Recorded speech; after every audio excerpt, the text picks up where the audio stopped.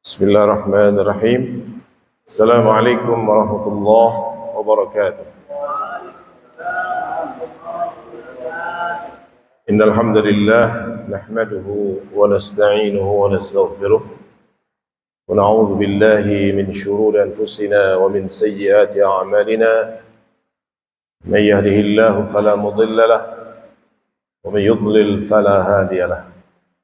أشهد أن لا إله إلا الله وحده لا شريك له وأشهد أن محمدا عبده ورسوله لا نبي بعده اللهم صل وسلم وبارك على نبينا محمد وعلى آله وصحبه أجمعين ومن تبعهم بإحسان إلى يوم الدين يا أيها الذين آمنوا اتقوا الله حق تقاته ولا تموتن إلا وأنتم مسلمون. Amma ba'd. Ibu-ibu, bapak-bapak yang dimuliakan Allah, alhamdulillah pada pagi hari yang cerah kita dipertemukan oleh Allah di salah satu rumah di antara rumah-rumah Allah, yaitu Masjid Al-Mutawwir, untuk melaksanakan perintah Allah dan Rasulnya, yaitu talabul ilmi syar'i, yang ini merupakan kewajiban yang sangat agung, karena memang Allah telah memperingatkan kita untuk tidak mengikuti sesuatu yang kita tidak memiliki ilmunya. Wala taqfu ma laysa laka bihi ilmun inna as-sam'a wal basara wal fuada kullu ulaika kana 'anhu mas'ula. Dan janganlah engkau mengikuti apa-apa yang tidak tahu ilmunya. Sesungguhnya pendengaran, penglihatan dan hati itu akan dimintai pertanggungjawabannya. Dan juga Nabi sallallahu alaihi wasallam bersabda, "Talabul ilmi fariidatun 'ala kulli muslim." Menuntut ilmu agama itu hukumnya fardu, wajib bagi setiap muslim, fardu ain. Oleh karena itu tidak ada rukhsah bagi seorang muslim untuk tidak talabul ilmi. Dan kewajiban talabul ilmi ini berakhir ketika Allah mencabut ruh kita. Imam Ahmad bin Hanbal rahimahullah ta'ala, menjelang wafatnya beliau masih memegang pena. Sambil ditanyakan kepada beliau, kapan akan berhenti untuk menuntut ilmu? Kata beliau, apabila aku sudah berada di liang kubur. Alhamdulillah, kita termasuk di antara yang masih diberikan oleh Allah keistiqomahan untuk bisa terus hadir di majelis-majelis ilmu. Dan pada kesempatan pagi yang berbahagia ini, secara khusus kita juga akan membahas masalah istiqamah. Dan istiqamah ini sesuatu hal yang sangat agung yang diperintahkan oleh Allah dan Rasulnya. Banyak ayat dan hadis yang memerintahkan kita untuk istiqamah. Misalnya Allah tabaraka wa ta'ala mengatakan, "Fastaqim kama umirt." Istiqamahlah engkau sebagaimana yang diperintahkan kepadamu. Jadi Allah sudah perintahkan kepada Nabi kita sallallahu alaihi wasallam untuk istiqamah. Dan ini juga perintah kepada kita. Di dalam hadis Nabi sallallahu alaihi wasallam mengatakan, "Qul amantu billah tsumma istaqim." Katakanlah olehmu, aku beriman kepada Allah, kemudian istiqamahlah. Demikian juga dalam hadis yang lain, Nabi memerintahkan untuk kita istiqamah dimanapun kita berada. Nah, oleh karena itu pembahasan istiqamah adalah pembahasan yang sering disampaikan oleh para ulama kita. Namun memang istiqamah ini mudah diucapkan, namun tidak mudah diamalkan. Tidak mudah untuk diimplementasikan. Karena memang sifat dari manusia itu mudah berubah. Perubahan itu disebabkan karena di dalam dirinya memang ada hawa nafsu. Allah berfirman dalam surah Asy-Syams, فَأَلْهَمَهَا فُجُورَهَا وَتَقْوَاهَا وَنَفْسٍ وَمَا سَوَّاهَا فَأَلْهَمَهَا فُجُورَهَا وَتَقْوَاهَا. Demi jiwa dan kesempurnaan penciptaannya, dan kami telah ilhamkan kepada jiwa itu kecenderungan berbuat takwa, berbuat fujur, berbuat dosa, dan berbuat takwa. Qad aflaha man zakkaha wa qad khaba man dassaha. Sungguh beruntung orang-orang yang mensucikan jiwanya, dan sungguh rugi orang-orang yang mengotori jiwanya. Jadi ini faktor internal yang sering mengganggu kita untuk istiqamah, yaitu faktor hawa nafsu. Ya. Makanya tidak heran kalau Nabi SAW mengatakan akan datang satu masa di mana nanti akan ada orang yang pagi harinya Islam, sore harinya kafir. Sore harinya Islam, pagi harinya udah kafir lagi. Waliyadzubillah. Hari ini fenomena seperti ini sudah jamak kita lihat. Ya. Itu pada level akidah, pada level keyakinan. Pada level amal-amal lebih banyak lagi. Ketika Ramadan, Masya Allah, kaum muslimin begitu rajin beribadah. Masuki bulan Syawal, hilang semua. Hilang. Bahkan belum masuk bulan Syawal, masuk 10 malam terakhir Ramadan sudah merotol. Malam takbiran, masih gak ada yang sholat malam? Nyaris tidak ada, kecuali orang-orang yang dirahmati oleh Allah Tabaraka wa Ta'ala. Masih yang membaca Al-Quran di malam takbiran? Tidak ada. Inilah bukti bahwa memang istiqomah itu tidak mudah. Nah, oleh karena itulah kita memang membutuhkan istiqamah ini, dan Allah perintahkan kita untuk istiqamah. Ayat yang tadi saya bacakan dan juga sering dibacakan oleh pada khatib, ya, di mana Allah berfirman, ya ayyuhalladzina amanu taqullaha haqqa tuqatih wa la tamutunna illa wa antum muslimun. Kata para ulama, ini adalah ayat yang memerintahkan kita untuk istiqamah. Hai orang-orang yang beriman, bertakwalah kalian kepada Allah dengan sebenar-benar ketakwaan, dan jangan kalian mati kecuali kalian berada di atas Islam, kalian menjadi seorang muslim. Ini perintah istiqamah dalam Islam, dan jangan mati kecuali kita di atas Islam. Ini ayat perintah istiqamah kata para ulama. Nah, oleh karena itu kita membutuhkan keistiqomahan ini agar kita bisa terus melaksanakan amal-amal saleh ini sampai Allah mewafatkan kita. Apalagi Nabi mengatakan apa? Innamal a'malu bil khawatim. Innamal a'malu bil khawatim. Sesungguhnya amal-amal itu bergantung akhirnya.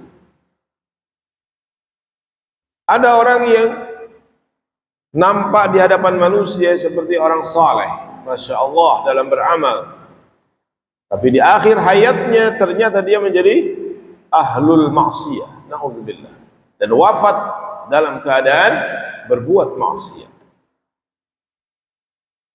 Padahal innamal a'malu bil khawatim. Sesungguhnya amal-amal itu bergantung akhirnya.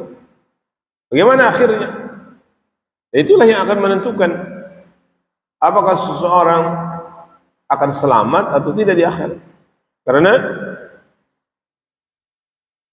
kehidupan akhir itu menentukan apakah dia husnul khatimah atau su'ul khatimah. Para ulama mengatakan seseorang itu akan mati di atas kebiasaan amal-amalnya. Bagaimana mungkin seorang bisa husnul khatimah? Bagaimana mungkin seorang bisa mengakhiri hidupnya dengan baik, dengan amal soleh, kalau dia tidak istiqomah beramal soleh? Mungkin? Karena seseorang itu akan wafat di atas amalan kebiasaannya. Ya, kalau biasanya dia berbuat maksiat, matinya dalam keadaan maksiat. Kalau dia biasa dalam ketaatan, ya insya Allah akan wafat dalam ketaatan. Ya, ini menunjukkan bahwa pentingnya kita untuk mengistiqomahkan amal-amal kita, agar kita wafat dalam keadaan beramal soleh itu. Satu hadis yang sering kita dengar, riwayat Imam Muslim. Nabi SAW mengatakan apa? Amalan yang paling dicintai oleh Allah itu yang terus menerus.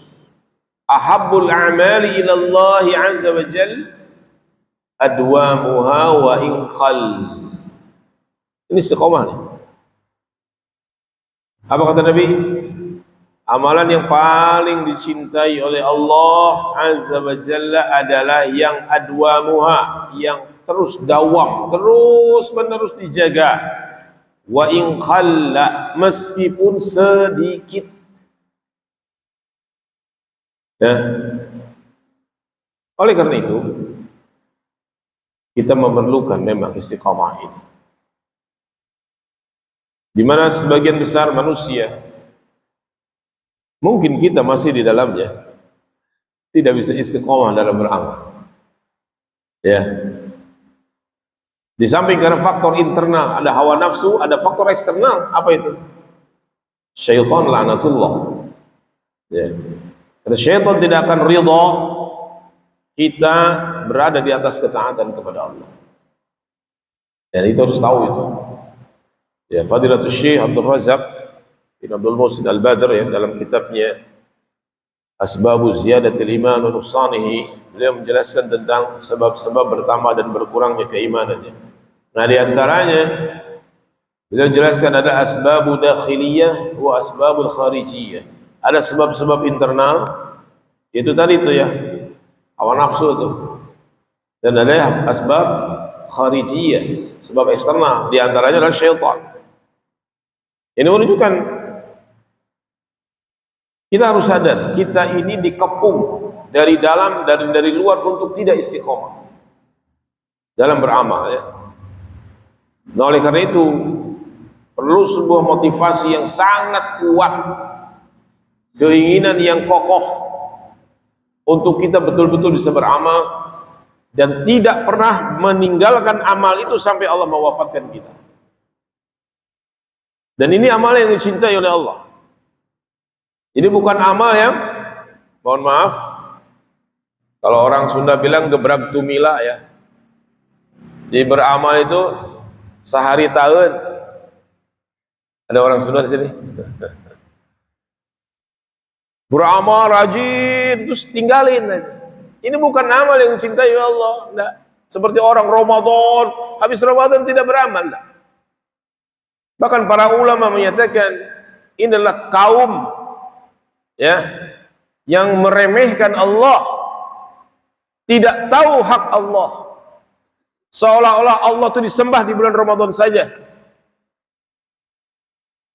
Ini adalah orang yang la ya'rifuna hak Allah. Ini orang jahil, orang yang beribadah di waktu-waktu tertentu saja, sementara di waktu-waktu yang lainnya dia kembali berbuat maksiat, ya.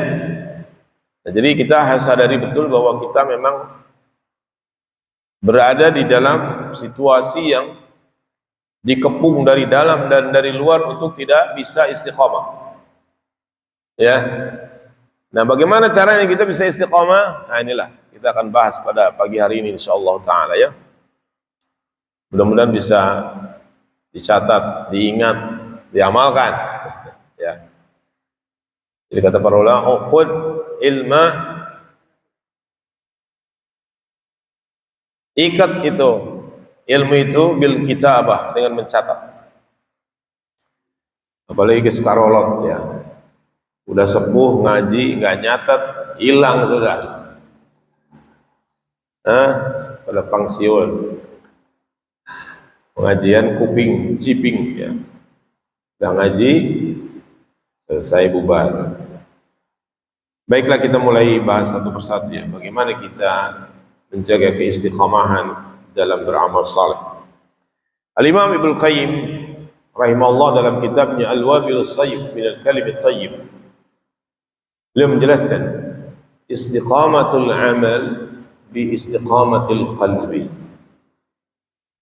Istiqomahnya amal itu dengan istiqomahnya hati. Karena jelas hati itulah yang akan menentukan anggota tubuh lainnya. Mungkin kita sangat hafal hadis Nabi riwayat Imam Bukhari dan Muslim dari sahabat Nu'man bin Bashir. Nabi mengatakan apa? Ala inna fil jasadi mudghah. Idza salahat salaha al-jasadu kullu. Wa idza fasadat fasada al-jasadu kullu. Ala wa hiya al-qalb. Ingat kata Nabi, di dalam jasad itu, dalam tubuh itu ada segumpal mudghah. Jika baik dia, baik seluruh tubuhnya. Jika rusak dia, rusak seluruh tubuhnya. Ketahuilah yang dimaksud adalah al-qalb, hati. Makanya istiqomahnya amal itu karena hati yang istiqomah. Makanya beliau katakan istiqamatul amal bi istiqamatil qalbi. Mustahil orang amalnya bisa istiqomah kalau hatinya tidak istiqomah. Karena hati itu malikul a'dha. Hati itu raja dari anggota tubuh kita. Dialah yang memerintahkan kita untuk melakukan dan tidak melakukan sesuatu. Siapa yang memerintahkan Bapak dan Ibu datang ke sini? Hah? Itu hati itu. Ya. Makanya Nabi katakan kalau hati itu baik, maka dia akan memerintahkan anggota tubuh melakukan hal-hal yang baik. Kalau hati itu rusak, dia akan memerintahkan anggota tubuh melakukan hal yang maksiat kepada Allah. Nama yang pertama, mengistiqomahkan amal saleh itu dengan mengistiqomahkan hati kita. Terus bagaimana cara mengistiqomahkan hati? Al-Imam Ibnu Qayyim melanjutkan penjelasannya. Fa istiqamatul qalbi bi syai'ain. Dan istiqomahnya hati itu dengan dua hal. Ini yang pertama, ini baru cerita yang pertama ya. Jadi bagaimana cara kita istiqomah dalam beramal saleh? Maka istiqomahkan hati kita. Bagaimana cara mengistiqomahkan hati? Kata beliau, cara mengistiqomahkan hati dengan dua cara. Yang pertama, antakuna mahabbatullah tataqaddama ala kulli mahab. Engkau menjadikan kecintaan kepada Allah engkau dahulukan, berada di atas seluruh apa saja yang engkau cintai. Ini pertama. Jadi orang kalau mau istiqomah dalam beramal, maka dia harus istiqomahkan hatinya. Kalau dia ingin istiqomah hatinya, maka jadikan Allah yang paling dia cintai daripada selainnya. Semuanya harus di bawah kecintaannya kepada Allah. Baru dia bisa istiqomah. Ya. Di dalam surah Al-Baqarah 165 Allah mengatakan apa? Wa minan nasi may yattakhidhu min dunillahi andada yuhibbunahum ka hubbillah walladzina amanu ashaddu hubban lillah. Ada di antara manusia yang menjadikan selain Allah sebagai tandingan-tandingan yang mereka sembah, dan mereka mencintai tandingan-tandingan itu seperti mereka mencintai Allah. Adapun orang-orang yang beriman amat sangat cintanya kepada Allah. Ya. Jadi sekali lagi, mengistiqomahkan hati yang pertama dengan menjadikan Allah sebagai yang paling kita cintai. Ya. Mustahil orang bisa istiqomah kalau dia lebih mencintai istrinya, suaminya, anaknya, orang tuanya, hartanya daripada Allah. Mustahil. Bisa dipahami nggak nih? Ini datang azan, dia lagi main sama cucunya. Itu sudah ujian pertama tuh. Saya sudah merasakan betul, saya memang senang betul punya cucu ya. Itulah ujian pertama kita. Mana yang lebih kita cintai, Allah atau cucu kita? Itu buktinya. Ya. Dan bagaimana mewujudkan cinta kita kepada Allah? Allah kata apa? Qul in kuntum tuhibbunallaha fattabi'uni yuhibbukumullah wa yaghfir lakum dzunubakum. Katakan, hai Muhammad, jika engkau cinta kepada Allah, maka ikuti aku. Ikuti Rasulullah sallallahu alaihi wasallam. Maka Allah akan cinta kepada kalian, ya. Maka Allah akan wa yaghfir lakum dzunubakum, akan mengampuni dosa-dosa kalian. Ini adalah cara pertama agar istiqomahnya hati. Jadikan Allah lebih kita cintai dari siapapun dan dari apapun. Yang kedua, kata beliau, cara mengistiqomahkan hati itu adalah ta'zimul awamir wa nawahi, mengagungkan perintah-perintah dan larangan-larangan Allah. Kita hidup sebagai makhluk sosial, sebagai makhluk kerja. Ada perintah-perintah kepada kita dan ada larangan-larangan kepada kita. Sebagai warga negara, sebagai karyawan, sebagai apapun warga, ada perintah, ada larangan. Maka bagi seseorang yang ingin mengistiqomahkan hatinya, maka perintah dan larangan yang paling diagungkan oleh dia adalah perintah dan larangan Allah Taala. Ta'zimul awamir wa nawahi. Jadi mengagungkan perintah-perintah Allah dan larangan-larangan Allah. Nah, baru akan ada istiqomah hati itu. Nah, istiqomah hati ini akan melahirkan istiqomahnya amal. Ya. Ya, jadi mustahil kita bisa istiqomah dalam beramal saleh kalau hati kita masih yang dicintai selain Allah lebih besar, mencintai dunia lebih besar daripada cinta kepada Allah, mencintai ya istri, suami, anak, orang tua, kerjaan, ya karir. Kalau dia lebih cintai, tidak akan bisa istiqomah dia dalam beramal saleh, mustahil. Demikian juga kalau dia tidak mengagungkan perintah-perintah Allah, mengagungkan larangan-larangan Allah, sulit mau istiqomah. Gimana? Sudah banyak datang kepada saya orang-orang yang seperti orang yang menghadapi konflik gitu ya. Ustaz, saya kerja di lembaga ribawi, saya kasih nafkah anak istri saya dengan gaji dari lembaga ribawi itu. Ya. Sebagaimana? Apakah saya harus keluar atau saya tetap bekerja di situ? Karena saya tidak punya pekerjaan lain, tidak punya penghasilan lain. Ini pertanyaan sebenarnya sangat mendasar. Ya. Allah katakan wa ahalallahu al-bai'a wa 'harrama ar-riba. Allah halalkan jual beli tapi Allah haramkan riba. Bagaimana mungkin dia masih bisa bertahan dengan sesuatu yang jelas-jelas diharamkan oleh Allah dengan alasan dia tidak punya penghasilan lain? Daf'ul mafasid muqaddamun ala jalbil masalih. Meninggalkan kemudaratan yang sudah dahulukan daripada mengambil maslahat. Betul, dia ada maslahat, anak istrinya bisa ternafkahi, tapi mudaratnya dia telah melakukan hal yang paling dibenci oleh Allah, yaitu riba. Yang Allah memerangi orang-orang yang tidak mau berhenti dari riba. Ya, ini contoh saja. Jadi ini yang pertama ya, mengistiqomahkan amal dengan mengistiqomahkan hati. Terus bagaimana? Kan hati itu uncontrollable, sesuatu yang tidak bisa kita kendalikan. Makanya disebut qalbu itu karena memang sering mudah berbolak-balik.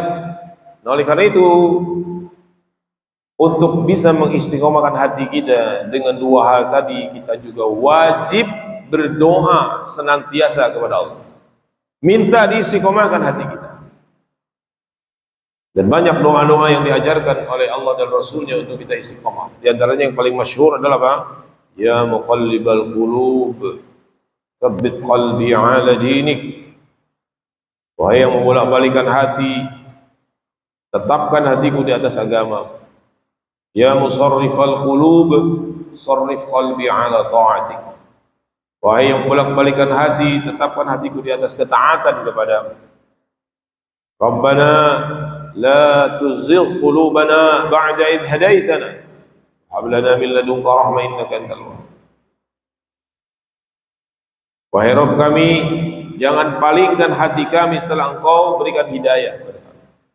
Ini semua doa-doa tentang memohon istiqamah, ya.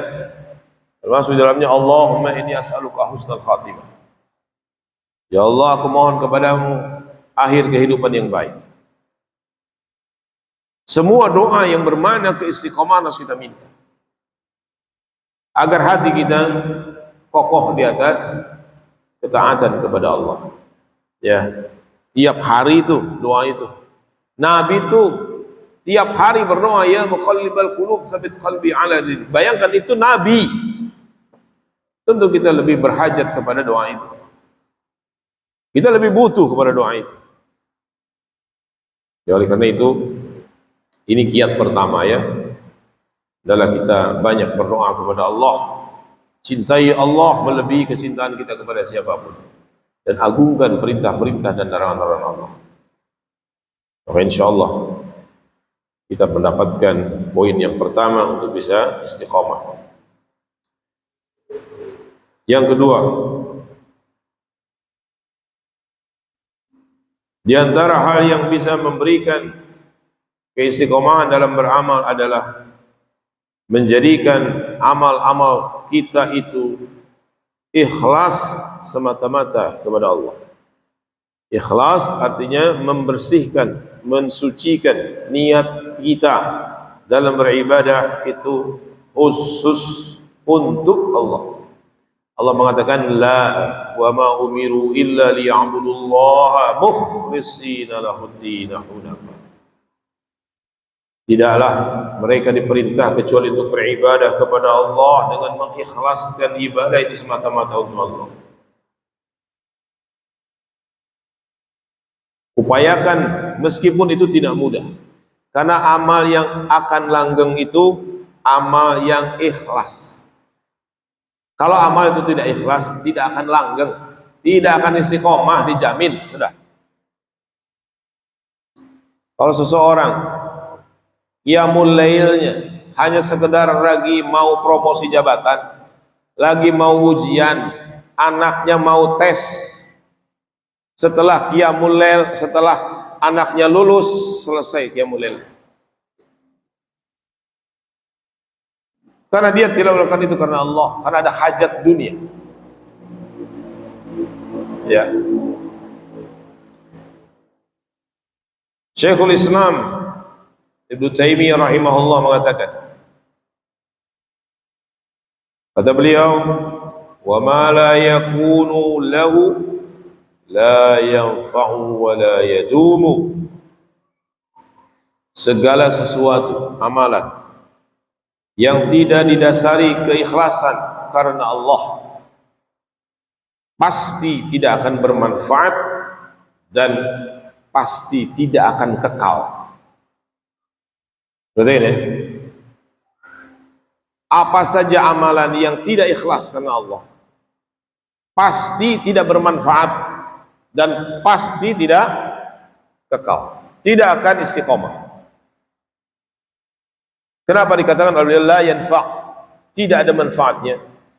Karena amal yang ada manfaatnya, yang diterima oleh Allah, itu harus memenuhi dua syarat. Yang pertama, ikhlas. Yang kedua, mutaba'ah. Pertama ikhlas amal itu, baru ada pahalanya. Yang kedua mutaba'ah, mengikuti petunjuk Rasulullah SAW. Maka kata beliau nggak ada manfaatnya. Amalan yang tidak ikhlas tidak ada manfaatnya. Dan yang kedua, tidak akan istiqomah.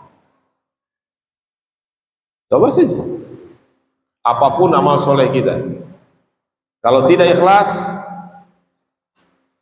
akan mudah hilang. Ya kan? Coba aja. Anak-anak muda misalnya, saumnya rajin ketika dia lagi ngejar cewek, mau dia nikahin. Setelah jadi istrinya, selesai saumnya. Ya, begitulah. Ada orang yang rajin sedekah karena dia lagi sakit keras. Setelah sembuh, disembuhkan oleh Allah, berhenti sedekah.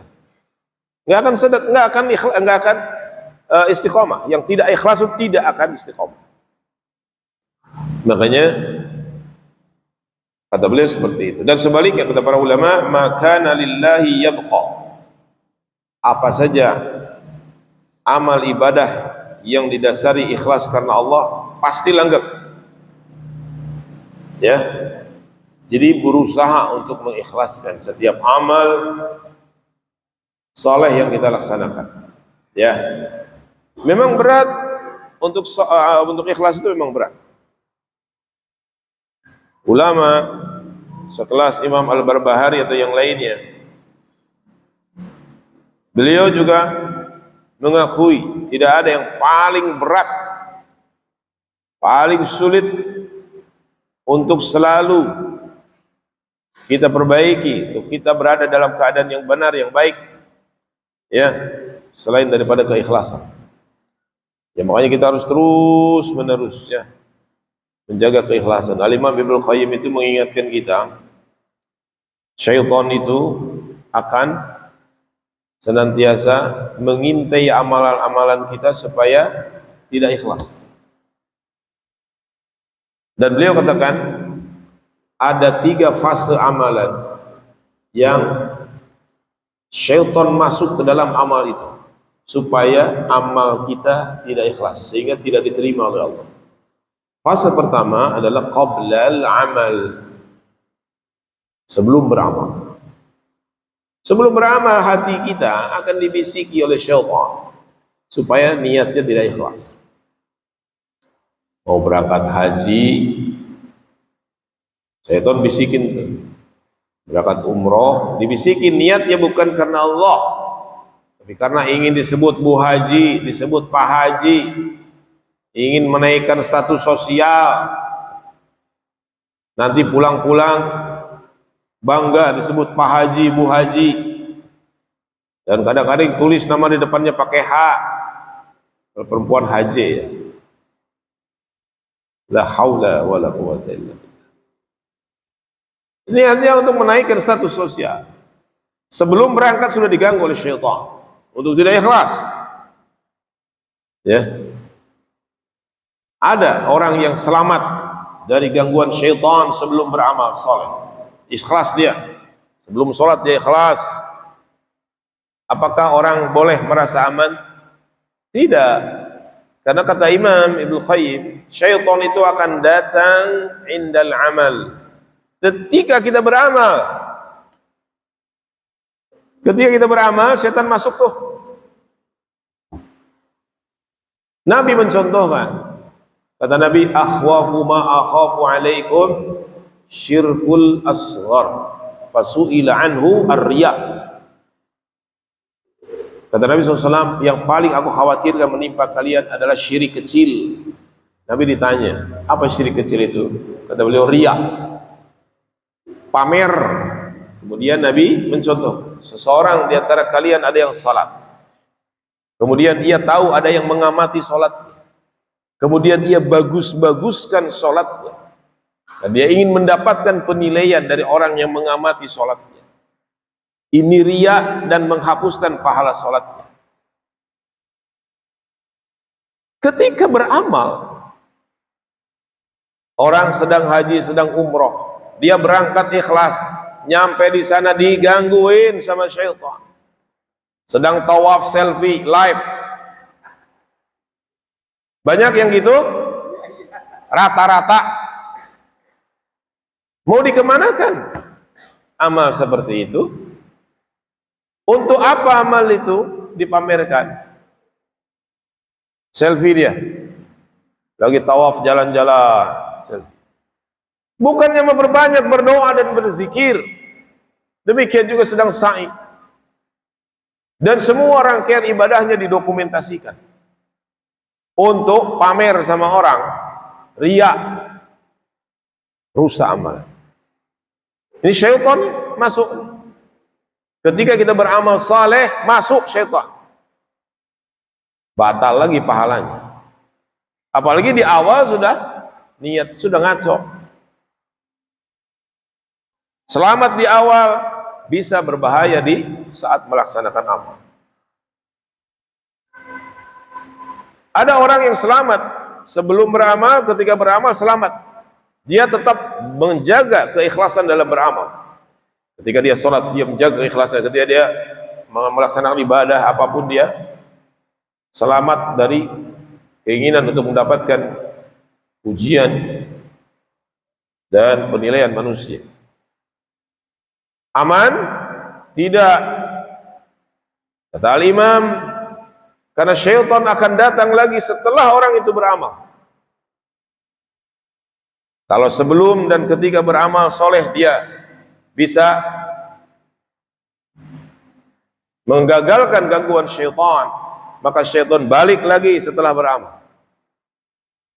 Syaitan akan bisikkan kepada dia untuk membangga-banggakan amalnya, atau melakukan sesuatu yang menyebabkan batal amalnya. Ya, nah Allah tabaraka wa taala menyatakan, ya ayyuhalladzina amanu la tubtilu sadaqatikum bil manni wal adha. Wahai orang-orang yang beriman, jangan batalkan pahala sedekah kalian dengan mengungkit-ungkit dan menyakiti orang yang diberi. Ini sudah jadi pahala. Allah katakan la tubtilu sadaqatikum. Jangan kalian batalkan pahala yang sudah kalian dapat. Karena sebelumnya kalian ikhlas, ketika bersedekah juga ikhlas. Setelahnya kalian ungkit pemberian kalian. Ya. Ini kipas angin ini dari saya. Kalau bukan dari saya, panas jamaah. Batal pahalanya. Ini AC saya. Batal. Allah katakan begitu. Mengungkit-ungkit apa yang sudah kita sedekahkan, itu membatalkan pahala sedekahnya. Menyakiti orang yang diberi juga membatalkan pahala sedekah. Nah, jadi inilah yang kita wanti-wanti ya. Keikhlasan yang terus kita jaga sebelum, ketika, dan setelah.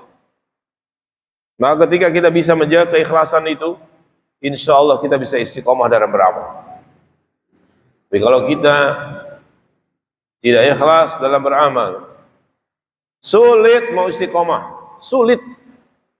Ya, ini yang kedua nih, kiat yang kedua ya, yaitu mengikhlaskan seluruh amal soleh kita karena Allah semata-mata. Yang ketiga,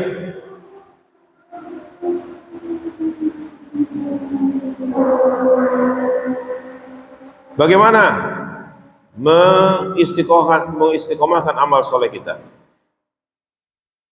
Hendaklah kita beramal itu dengan amal-amal soleh yang mudah kita kerjakan terlebih dahulu. Apakah itu sholat sunnah, apakah itu saum sunnah, apakah itu sedekah sunnah, maka mulailah yang kali kita ringan melaksanakan. Kemudian jaga itu. Jangan tinggalkan sampai Allah mewafatkan kita.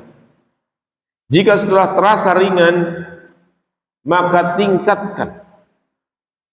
Contoh, sholat malam. Sholat malam itu terdiri dari tahajud dan witir. Berapa yang kita mudah? Berapa rakaat yang kita ringan? Kalau kita sulit bangun di akhir malam, witir sebelum tidur, tapi itu rutinkan seperti Abu Bakar. Jangan pernah ditinggalkan sebelum tidur witir 3 rakaat. Ya. Jika sudah mudah, belajar bangun di akhir malam. Sholat tahajud, berapa yang mudah? 2 rakaat, 2 rakaat. tutup witir 3 rakaat. Jaga itu sampai mati. Jika sudah ringan, tambah 4 rakaat, 2, 2, 3. Jaga itu sampai mati. Jadi bukan dengan cara langsung 11 rakaat, langsung 21, 23, tapi cuma 3 hari. Setelah itu tidak pernah lagi qiyamul lail. Tidak akan istiqomah. Mulailah dari yang kita mudah dulu, yang kita ringan dulu. Demikian juga saum. Mungkin kita ingat kisah Abu Darda dengan Salman Al-Farisi radhiyallahu anhu.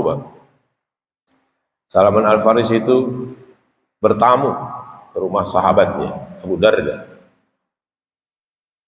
Ketika itu dia menemui istrinya Abu Darda dalam kondisi tidak layak. Kemudian istrinya Abu Darda menyatakan, Abu Darda sudah tidak membutuhkan istrinya. Loh, kenapa? Siang hari dia saum, malam hari dia qiyamul lail. Kemudian Abu Darda tidur di rumah, Salman Al-Farisi di rumah Abu Darda. Di awal malam Abu Darda mau tidur. Salman Al-Farisi tidur. Pun Abu Darda, kamu tidurlah. Kamu mau kemana? Kata Salman. Saya mau sholat. Kata Salman, tidak. Kamu harus tidur. Akhirnya Abu Darda menghormati tamunya, tidur dia. Tengah malam bangun tuh Abu Darda. Mau apa kamu? Kata Salman. Mau sholat? Enggak. Tidur. Baru sepertiga akhir malam bangun lagi, Salman ikut bangun. Pagi harinya, Salman sebagai tamu disuguhi makan. Terus kata Salman, mana untukmu? Enggak, saya sedang saum. Kalau begitu saya juga tidak akan makan. Saya akan makan kalau kamu makan. Ya enggak mau saya lagi berpuasa. Nah, kisah mereka ini akhirnya dilaporkan kepada Rasulullah SAW. Ya, Salman menceritakan kejadian-kejadian yang dia alami di rumahnya Abu Darda.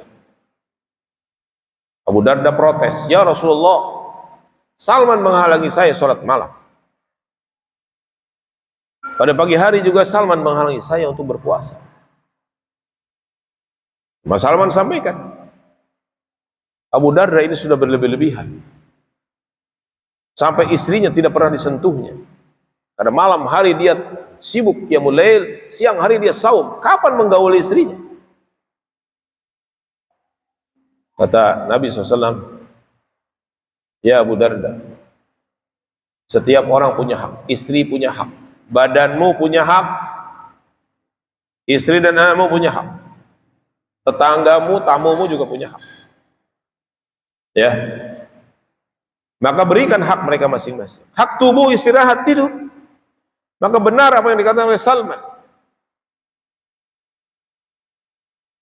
Kemudian Nabi mengatakan, sedangkan saya orang yang paling bertakwa kepada Allah. Saya malam hari tidur dan saya sholat. Tidak ada tidurnya, ada sholat. Demikian juga saum, saya kadang-kala saum, kadang-kala tidak. Kata Abu Darda, kata Nabi, kalau mau saum, saumlah 3 hari dalam 1 bulan. Ayyamul bid. Kata Abu Darda, ya Rasulullah, saya mampu lebih dari itu. Baiklah, saumlah Senin Kemis. Berarti 8 hari sebulan. Ya betul ya. Kata Abu Darda, saya mampu lebih dari itu ya Rasulullah. Maka saum Daudlah engkau. Berarti 15 hari ya. Hari tidak sehari. Kata Abu Darda, saya lebih mampu dari itu. Kata Allah, tidak ada saum yang lebih hebat dari saum Nabi Daud. Nabi menjelaskan dalam hadis, salah satu faedah hadis ini, Nabi menjelaskan, hendaklah beribadah itu dengan bertahap. Mau melaksanakan saum sunnah, mulai dengan yang tidak mudah, 3 hari sebulan. Jaga itu 3 hari sebulan, jangan pernah ditinggalkan dalam sebulan saum 3 hari. Jika sudah ringan, silakan naik ke Senin Kemis. Jika sudah ringan, baru naik ke Daud. Ini belum apa-apa langsung Daud. Paling kuatnya berapa lama? Berapa lama? Coba ibu-ibu yang pernah saum Daud kuat berapa bulan? Saya punya teman, karena memang dia sudah terbentuk dari bujangan, sampai sekarang punya cucu tetap saum Daud. Karena dia bertahap. Ya.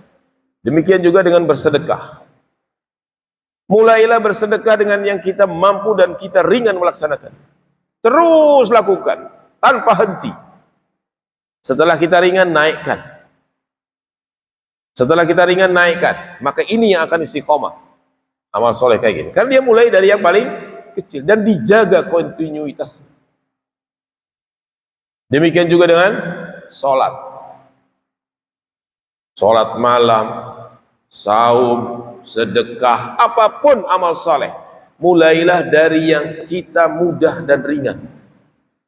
Tapi jaga itu, jangan pernah tinggalkan. Setelah kita ringan melaksanakannya, naikkan itu. Mudah, insya Allah kita akan istiqomah menjaga amalan itu. Ya.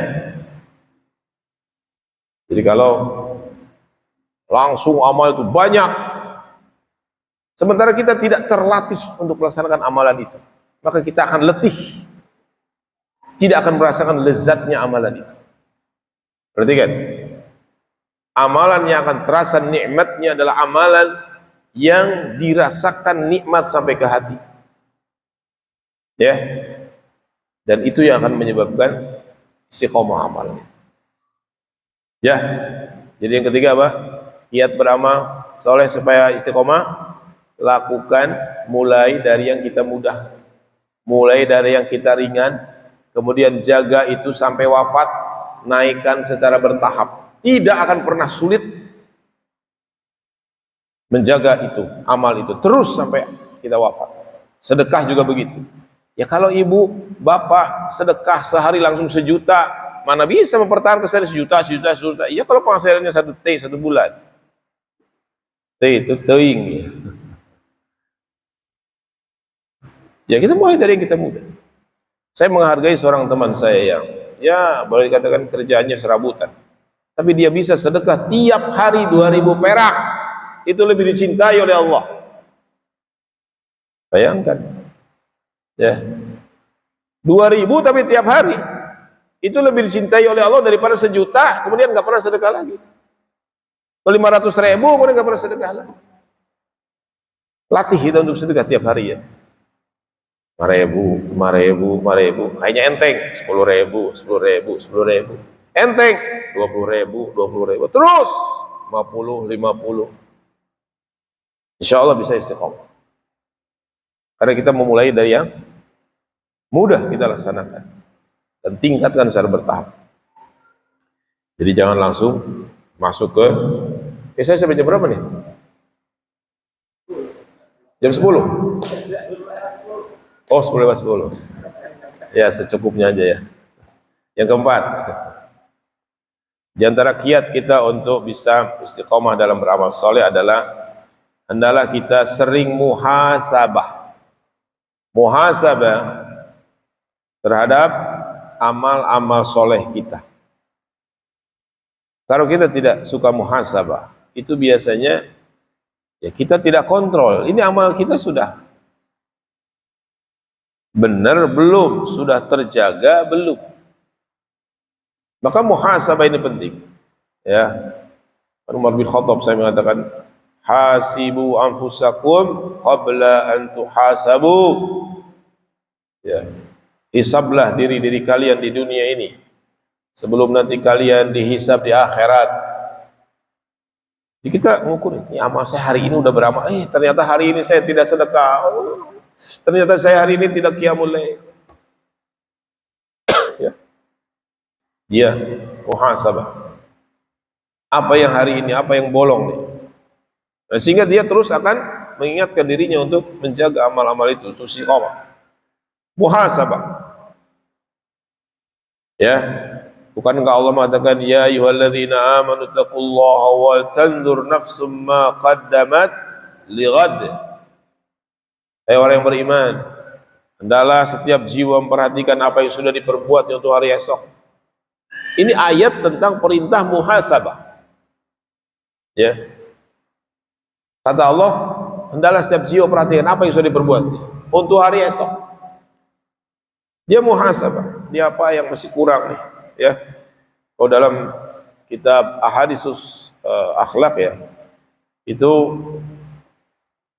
muhasabah itu sampai level yang mulai daripada apa sih amal-amal yang wajib yang belum saya kerjakan. Masuk ke yang level kedua, apa amalan-amalan sunnah yang belum saya kerjakan. Yang ketiga, mana amal-amalan yang saya masih belum bisa khusyuk. Itu muhasabah itu seperti itu, bertingkat. Ya. Sehingga kita mengoreksi apa saja sih. Oh, ternyata saya tuh masih suka ngelamun kalau sholat. Itu soal kualitas sholat, kehusyuan. Saya itu seringkali suka nggak ikhlas kalau bersedekah. Ya, itu hal-hal yang secara kualitatif itu harus kita muhasabah. Kuantitatif juga. Mana yang belum saya kerjakan dari amal-amal kewajiban saya, amal-amal sunnah saya. Ya, oh ini, maka saya harus terus menjaganya. Ya, mulai dari yang kita mampu melakukannya. Ya, jadi muhasabah. Kata Umar bin Khattab radhiyallahu anhu, orang yang suka menghisab dirinya di dunia, maka dia akan dimudahkan hisabnya nanti di akhirat. Paham gak ini kenapa? Kata Umar bin Khattab, orang yang suka menghisab dirinya di dunia, dia akan mudah hisabnya di akhirat. Ya karena dia tahu apa yang harus dia perbaiki sebelum dia mati. Sehingga di akhirat sedikit kesalahannya. Karena di dunia dia sudah diperbaiki. Sehingga mudah hisab. Mana yang kurang ikhlas, mana yang belum benar, mana yang belum khusyuk, mana yang belum dilaksanakan. Karena dia sudah koreksi di dunia. Maka dia akan mudah hisabnya di akhirat. Kalau di dunia nggak pernah muhasabah, di akhirat ini juga berat.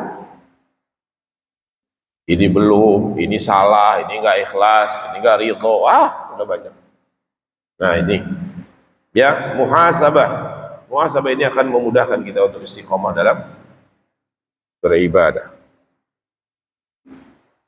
Yang kelima. Yang kelima, tadi sudah saya jelaskan ya bahwa kita ini dikepung oleh faktor-faktor yang bisa menyebabkan kita tidak istiqomah dalam beramal saleh. Ada faktor internal, ada faktor eksternal.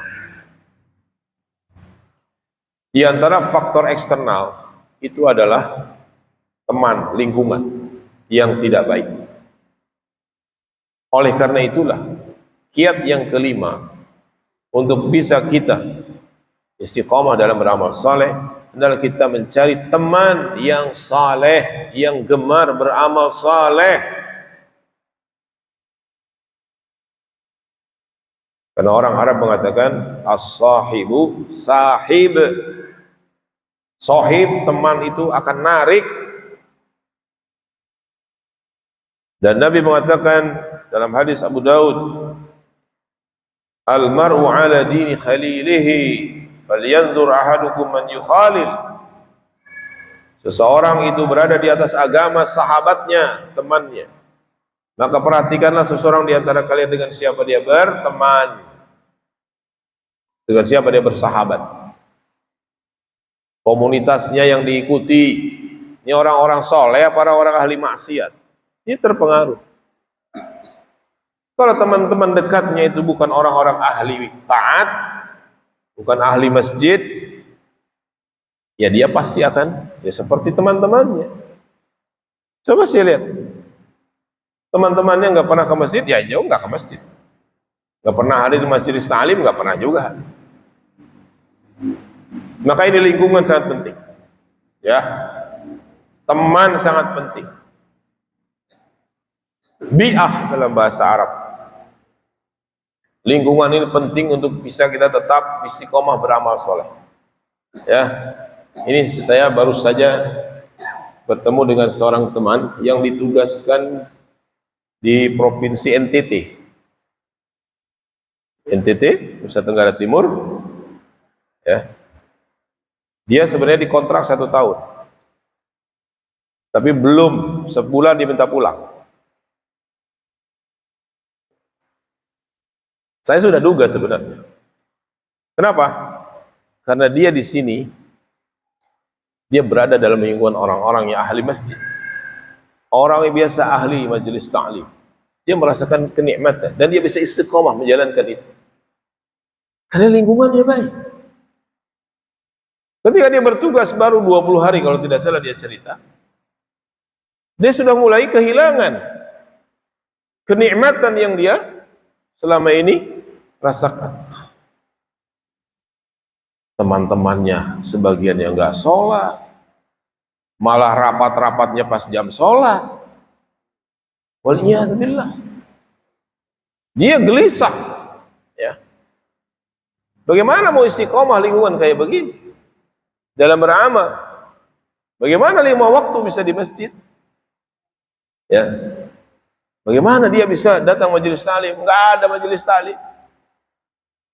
Ya, untuk 5 waktu di masjid saya susahnya minta ampun. Dan dia mengajukan pengunduran diri. Ya. Maka ini adalah bukti, ya, dan banyak lagi bukti-bukti yang lainnya lah, ya, bahwa lingkungan itu sangat mempengaruhi keistiqomahan seorang dalam beramal saleh. Maka carilah komunitas yang baik, ya, carilah teman yang baik.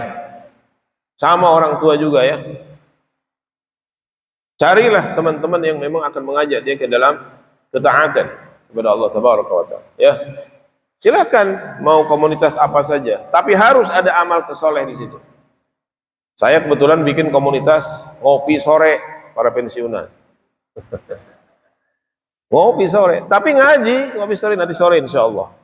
Setiap Sabtu sore. Yang mau gabung silakan. Di BBS 3 di Kebon Jati situ. Yang anggotanya ada 1 Pak Tamsil. Ya. Bukan, di Kebon Jati. Ya. Itu sudah rutin kami, udah berapa tahun untuk kami laksanakan. Ya, ngopi, ya benar-benar ngopi.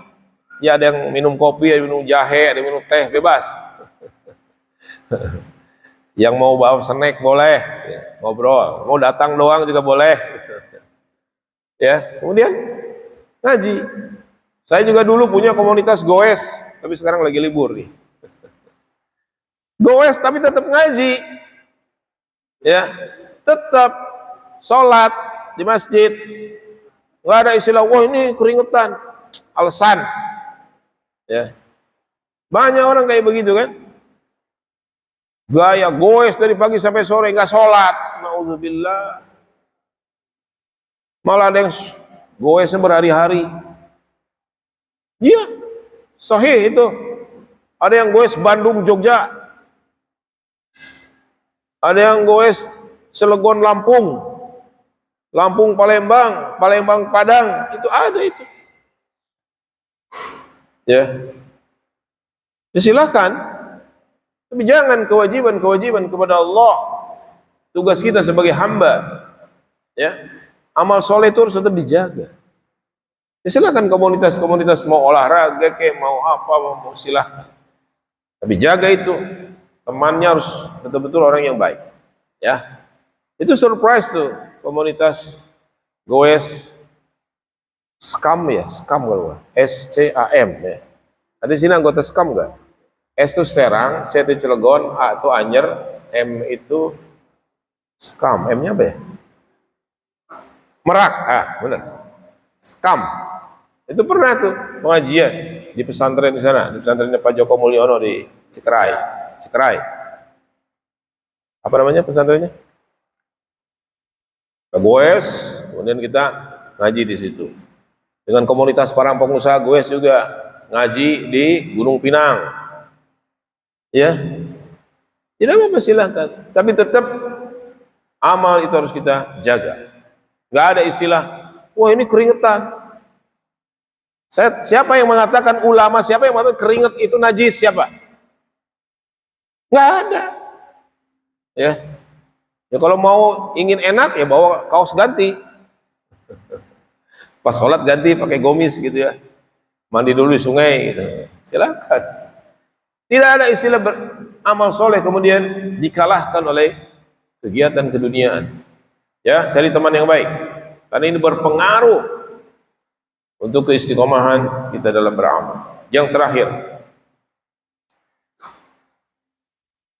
suatu ibadah akan langgeng kalau dia tidak dijeda terlalu lama. Jadi jangan pernah menjeda satu amalan terlalu lama. Amal soleh nih ya. Misalnya dia udah rajin baca Quran, kemudian istirahat kelamaan, udah memulai lagi berat. Jadi jangan menjeda amal terlalu lama. Artinya di sini apa? Tawassul, bukan tawassul. Diwasol, nyambung, amal terus nyambung. Ya kalau istirahat bolehlah. Ini saya punya seorang uwa lah. Uwa itu apa dalam bahasa sini? Hah? Bude, Pak D, Bude gitu ya. Kalau di Jawa kan itu. Kalau di Sumatera Barat Mak Uwo, Pak Uwo gitu ya. Beliau itu seorang yang rajin beribadah. Ketika beliau dirawat di rumah sakit, beliau tetap membaca Al-Quran. Beliau tetap melakukan amal soleh, luar biasa. Bahkan ada yang tetap qiyamul lail di atas ranjangnya. Allahu Akbar. Karena dia tidak nyaman, ada sesuatu yang tidak dia kerjakan. Yang selama ini dia sudah lama dia kerjakan. Ada sesuatu yang hilang. Nah jadi jangan menjeda amal terlalu lama. Makanya Nabi SAW mengatakan gini, man shoma ramadana thumma atba'ahu sitta min syawal kana siyamid dahar. Barang siapa yang berpuasa bulan Ramadan dilanjutkan, kemudian dilanjutkan dengan saum Syawal 6 hari, maka ia seolah-olah saum 1 tahun penuh. Nabi mengingatkan, ini saum Ramadan jangan putus. Kalau putus, mulai lagi. Saumnya cuma Ramadan doang. Pas mulai lagi Ramadan lagi, mengek lagi, berat lagi saumnya. Makanya ada saum bulanan. Jadi menjaga kontinuitas amal soleh. Jangan jeda terlalu lama. Ya, walaupun sakit, kalau kita masih mampu melaksanakannya, lakukan. Ya. Walaupun bisa baca Quran, walaupun hanya 1 ayat, tetap ngaji. Walaupun hanya setengah halaman, tetap ngaji. Ya, inilah 6 kiat bagaimana kita menjaga agar istiqomah, amal-amal soleh kita bisa istiqomah. Ya, ini nasihat dari para ulama. Yang mudah-mudahan ini suatu hal yang bisa kita amalkan ya. Karena sekali lagi, seseorang yang senantiasa menjaga amal-amal solehnya, kemudian karena ada uzur syar'i, dia kemudian tidak bisa melaksanakannya, maka Allah akan tetap catat dia sebagai orang yang tetap melaksanakan. Masya Allah. Ini Nabi ceritakan ketika seseorang sudah terbiasa sholat 5 waktu di masjid. Kemudian dia uzur, tidak ke masjid karena sakit, karena hujan besar. Maka orang ini tetap dicatat sholat berjamaah di masjid. Jadi kalau kita uzur di dalam beramal soleh karena ada sesuatu yang menghalangi kita, kalau kita sudah rutin seperti itu, maka tetap dicatat. Inilah keutamaannya amal yang dawam, amal yang istiqomah. Kalau mau, lakukanlah. Ya, tidak usah pamer, sendirian aja. Kalau perlu, kita punya amal yang tidak diketahui oleh istri. Kalau perlu, istri punya amal soleh yang tidak diketahui oleh suaminya. Dulu seorang ulama, 20 tahun saum sunnah, istrinya tidak tahu. 20 tahun. Istrinya nggak tahu bahwa suaminya rutin saum sunnah 20 tahun. Kok bisa? Kalau suami sekarang susah ya. Saya juga susah, sama. Kalau saya saum sunnah, istri saya pasti tahu. Kenapa? Masih nyuruh nyiapin buka sama sahur. Ketahuan. Kalau ulama dahulu saum sunnah nggak nyuruh istrinya nyiapin buka dan sahur. Ya. Allahu Akbar. Inilah barangkali yang bisa saya sampaikan, mudah-mudahan bermanfaat. Kalau ada pertanyaan silakan.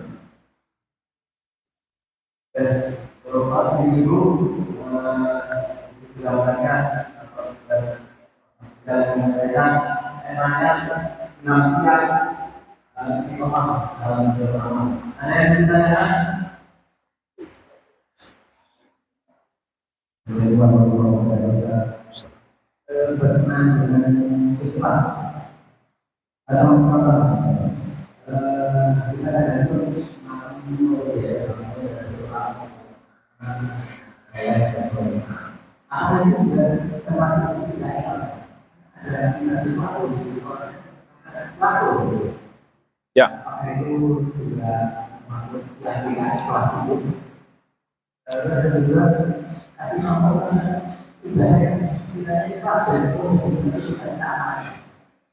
Ulangi. Yang kedua.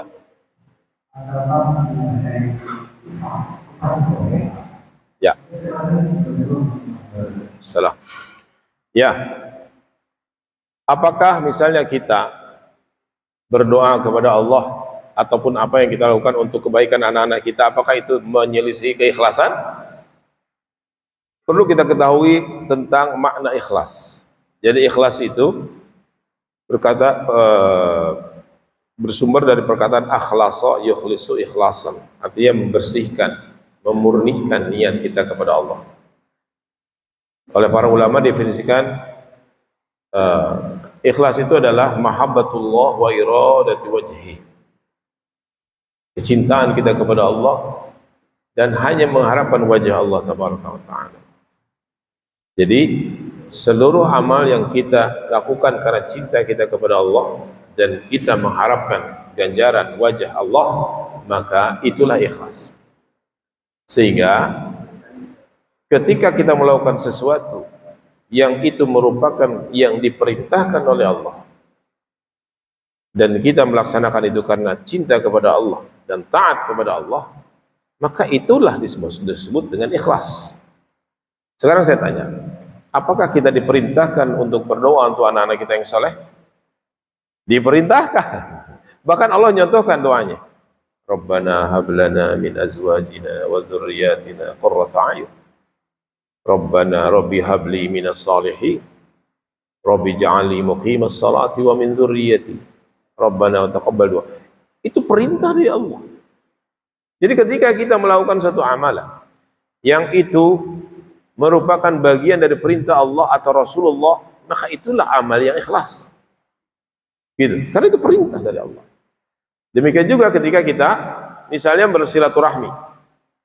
Allah katakan wal arham, sambunglah tali silaturahmi. Apalagi Nabi mengatakan la yadkhulul jannata qati'ur rahim. Tidak akan masuk surga orang memutuskan silaturahmi. Kemudian kita melakukan silaturahmi dan Nabi menjanjikan barang siapa yang ingin dipanjangkan umurnya dan diluaskan rezekinya, maka sambunglah tali silaturahmi. Terus kita silaturahmi, kemudian Allah mudahkan rezeki kita dan panjangkan umurnya. Apakah kita tidak ikhlas? Tidak, karena itu perintah dari Rasulullah SAW. Nah, jadi amal-amal yang diperintahkan oleh dan Rasulnya, meskipun di dalamnya ada janji-janji keuntungan dunia, maka itu adalah ikhlas. Jadi ikhlas itu kita melaksanakan satu amalan ya yang kita murni menginginkan dunia. Murni menginginkan dunia. Nah, itu tidak ikhlas. Terus kalau setengah-setengah gimana? Setengah dunia, setengah ikhlas. Al-Imam Suyuti menjelaskan dia, apabila seseorang beramal saleh dan lebih besar niat keduniaannya, maka ia tidak mendapatkan ganjaran dari amalan itu. Ya. Tapi kalau dia terus berusaha menjaga keikhlasan amalnya, dan sebagian besar itu memang untuk mendapatkan keinginan, mendapatkan ganjaran dari Allah, maka itulah ikhlas. Meskipun dia digoda oleh syaitan atau oleh hawa nafsunya, agar dia lari daripada keikhlasan. Nah, jadi para ulama menyatakan seseorang yang terus berjuang menjaga keikhlasannya di tengah pertempuran gangguan ya yang akan memalingkan dia dari keikhlasan, maka itu tidak memudaratkan amalnya. Tetap amalnya dinilai oleh Allah tabaraka wa taala. Ya. Nah, kemudian sebaliknya, terus contoh yang benar-benar ikhlas gimana? Dia adalah orang yang tidak ada tuntutan apapun selain ganjaran dari Allah tabaraka wa taala.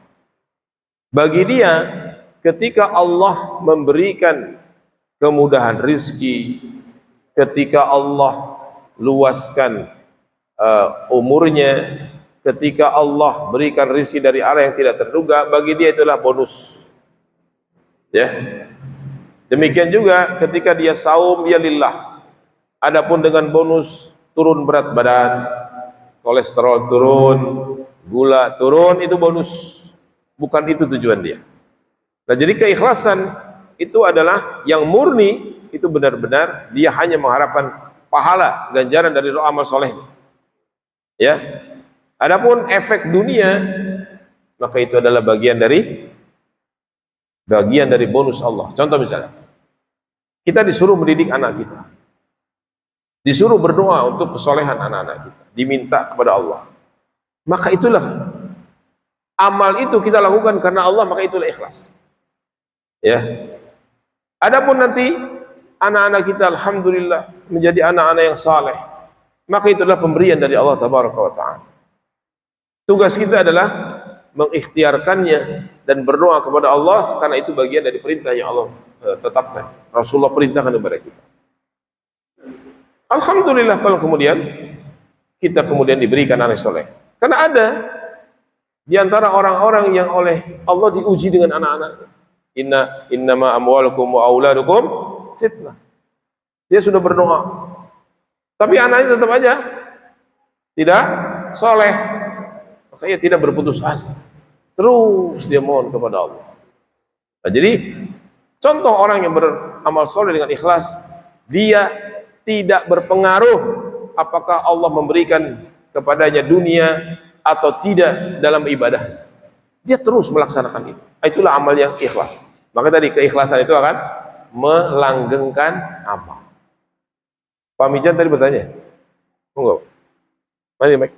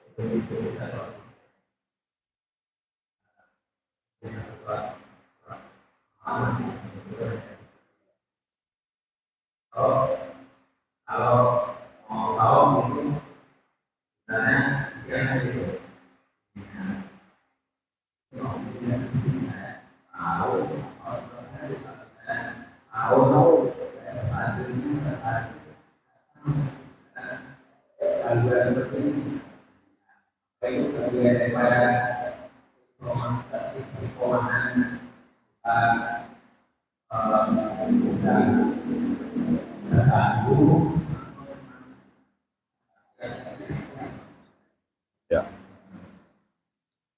Baik. Oh sekalian, saya suka pelupa, jadi ingetin aja ya. Iya. Ini saya ada yang mengajikan. Apa? Mengajikan. Ikhlas itu tuntas. Tuntas. Tuntas ya. Karena ini dari beri tuntas. obrolan dari kita ya, Ya, pertanyaan dari Pak Mijan berkaitan dengan menjaga keistiqomahan amal, terutama setelah usia tua gitu ya, seringkali banyak hambatannya, apakah itu baca Quran, sholat, puasa. Sebenarnya apabila itu sudah rutin kita laksanakan, itu faktor tua, faktor sakit itu biasanya tidak berpengaruh. Ya, saya punya seorang bibi, seorang tante, adik kandung ayah saya. Sekarang umurnya sudah 87 lah, 87. Ada 3 hal yang tidak pernah beliau tinggalkan sampai sekarang. Baca Quran, qiyamul lail, sholat duha. Tidak pernah tinggalkan. Walaupun beliau sakit. Ya. Karena bagi beliau sudah ringan. Ya. Nah, adapun ininya intensitasnya, kadang-kadang baca Qurannya banyak, kadang-kadang sedikit, tidak apa-apa. Itu tetap dianggap istiqomah dalam beramal saleh. Karena kan kadang-kadang fisik kita terpengaruh tuh. Sekarang lagi semangat bisa 5 halaman. Nanti besok habis capek cuma bisa 1-2 halaman. Enggak apa-apa. Ya. Jadi menjaga continuousnya. Sama dengan tahajud. Terkadang kita bisa 5 rakaat, 7 rakaat. Dinamikanya itu adalah hal yang biasa. Tapi tahajudnya terus. Gitu. istiqomahnya itu ya. Ya, istiqomah di situ. Makanya jaga jangan. Jadi dinamika itu di jumlah itu dinamika. Wajar. Ya.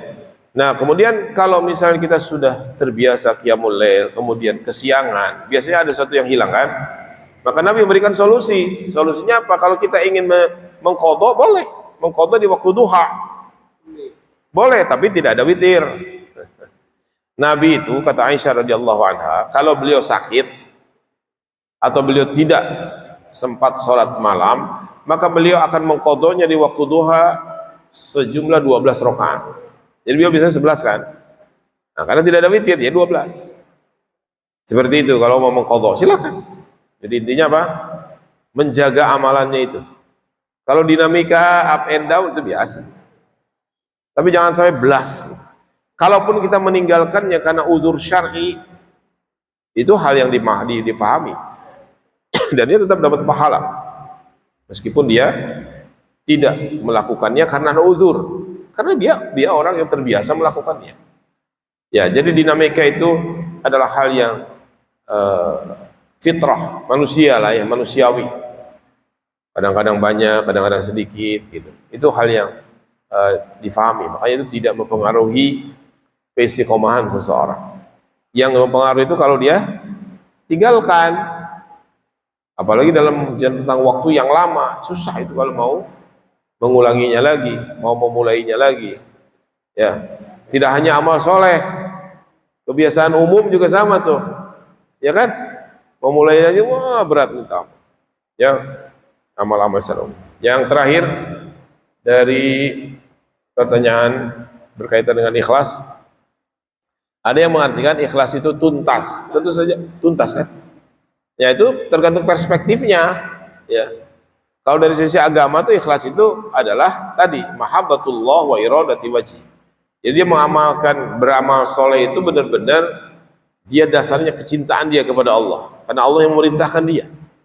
Kemudian dia mengharapkan dari amalnya itu hanya ganjaran dari Allah.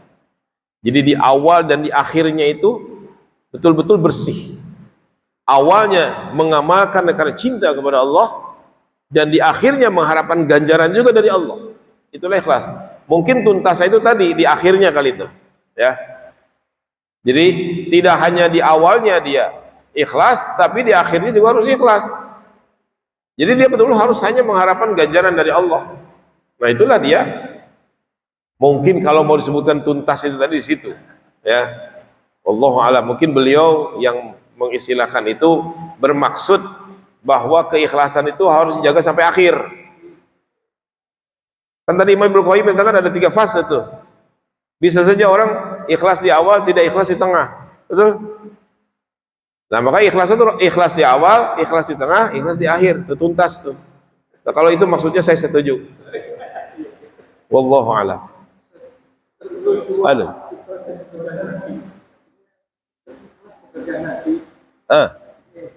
Sahih. Sahih. Ya.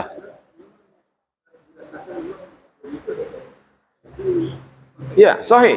Ikhlas itu amalan hati, betul. Ya, ikhlas itu amalan hati. Makanya kita tidak bisa menuduh orang, oh ya mah nggak ikhlas. Dari mana dasarnya? Ya, keikhlasan itu amalan hati. Tidak bisa kita menuduh seseorang tidak ikhlas. Ya, makanya ikhlas itu adalah termasuk bagian dari pembahasan tazkiyatun nafs, pensucian jiwa. Jadi jangan sibuk dengan orang lain gitu loh. Sibuk dengan diri kita aja. Bicara ikhlas itu bukan diri kita. Saya udah ikhlas belum? Tanya aja ke diri sendiri. Nggak bisa nuduh orang kamu nggak ikhlas. Dari mana taunya? Itu amalan hati. Ya. Jadi kita aja tanyakan. Ya, hendaklah kita ketika mengawali satu ibadah, kita benar-benar itu karena cinta kepada Allah. Dan ketika kita beribadah itu mengharapkan hanya ganjaran dari Allah. Mahabbatullah wa iradati wajhi. Itulah ikhlas. Ya, wallahu a'lam bishawab. Ibu-ibu, saya takut saya nggak adil. Ada pertanyaan nggak?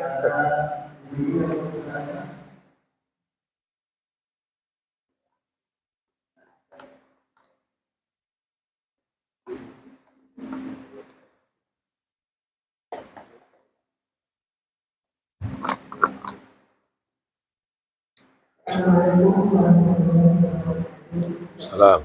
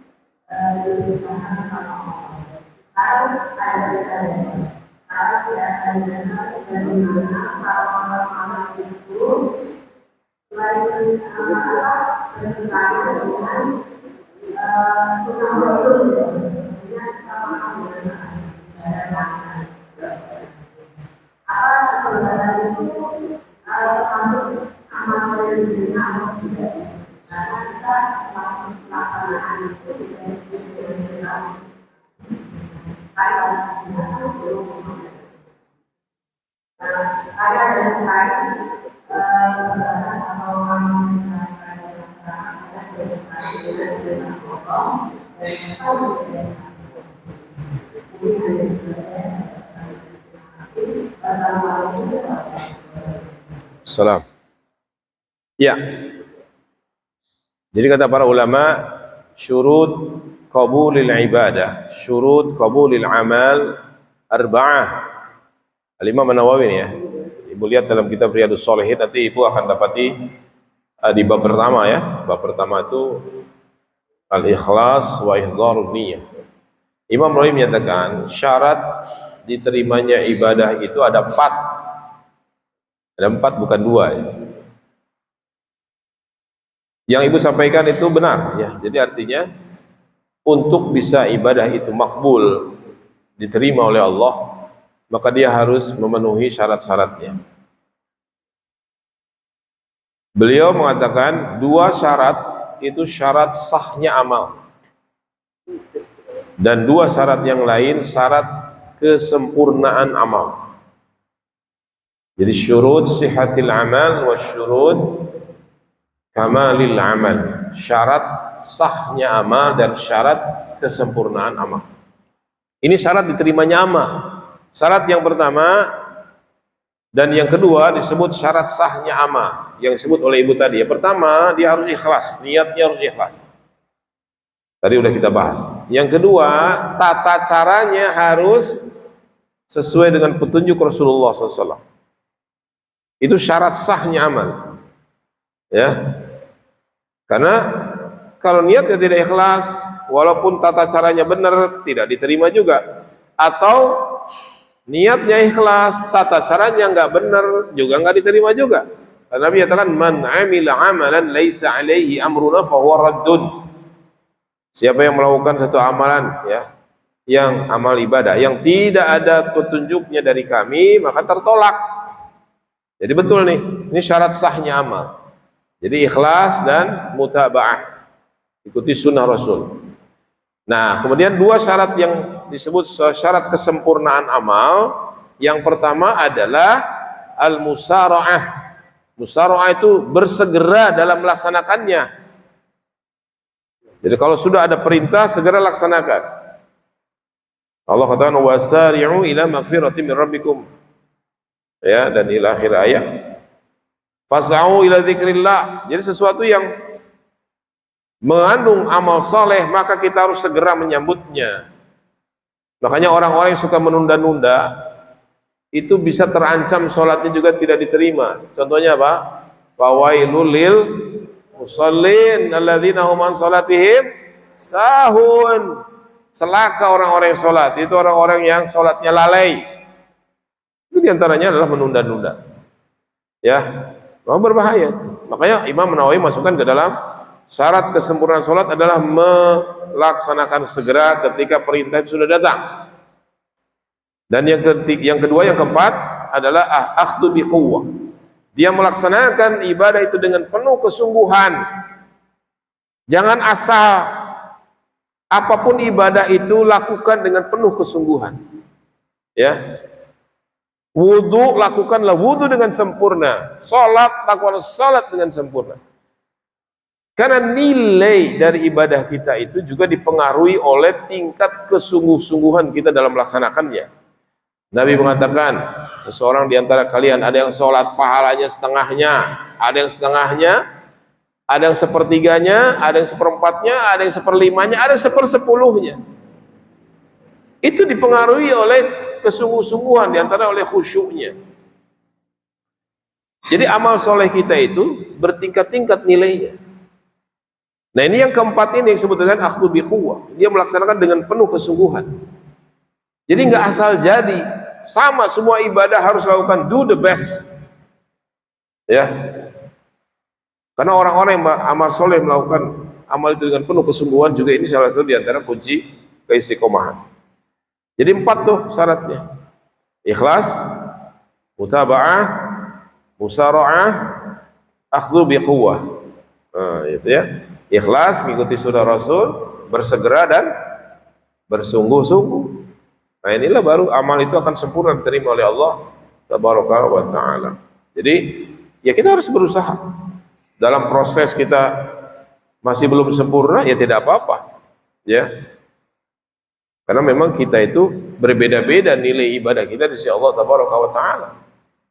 Maka kita terus berusaha menjaga keikhlasan, menjaga mutaba'ah, selalu usahakan tepat waktu, ya. Kemudian lakukan semua ibadah dengan sungguh-sungguh, sehingga jangan sampai nilainya menjadi rendah di sisi Allah. Sama umroh, haji juga nggak boleh asal-asalan. Ya, sekarang ini banyak umroh dan haji dilaksanakan asal-asalan, ya.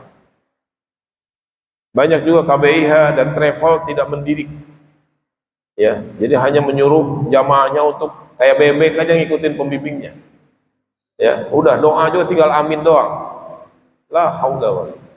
Ini adalah hal yang akan menurunkan ya kualitas ibadah kita. Barangkali ini ya bisa kita bahas. Saya cukuplah. Mudah-mudahan bermanfaat bagi saya dan Bapak Ibu semua, dan kita dimudahkan Allah untuk diberikan keistiqomahan ya. Saya kira cukup. Subhanakallahumma bihamdika asyhadu an la ilaha illa anta astaghfiruka wa atubu ilaik. Wa sallallahu ala nabiyyina Muhammadin wa ala alihi washabihi ajma'in. Assalamualaikum warahmatullahi wabarakatuh.